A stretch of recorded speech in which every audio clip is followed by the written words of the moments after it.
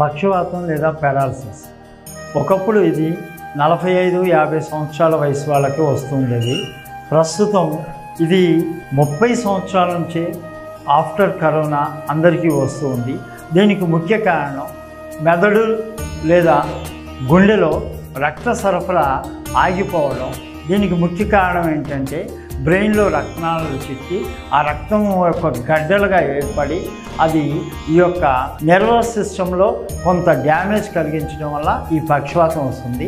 పక్షవాతం అంటే కుడివైపును కానీ ఎడమవైపు కానీ ఒక కాలు చెయ్యి పూర్తిగా పనిచేయకపోవడం, మాటలో స్పష్టత కోల్పోవడం, కను బొమ్మలు లేదా కనురెప్పలు సరిగా పనిచేయకపోవడం, ఇటువంటి లక్షణాలు ఈ పారాలసిస్లో కలిగి ఉంటాయి. దీనికి ఆయుర్వేదంలో మనకు అభ్యంగం, నవరకిడి, వస్తికర్మ, శిరోధార వంటి ఈ యొక్క కేరళ పంచకర్మ చికిత్సల ద్వారా మన శ్రీ వెంకటేశ్వర ఆయుర్వేదిక్ హాస్పిటల్లో క్వాలిఫైడ్ నర్సింగ్ స్టాఫ్, పంచకర్మ థెరపిస్టులు, అదేవిధంగా క్వాలిఫైడ్ డాక్టర్స్ యొక్క సమక్షంలో మంచి చికిత్స ఉంటుంది. త్వరితగతిన కోలుకుంటారు. సర్వే జనం సుఖినో భవంతు. అందరికీ నమస్కారం.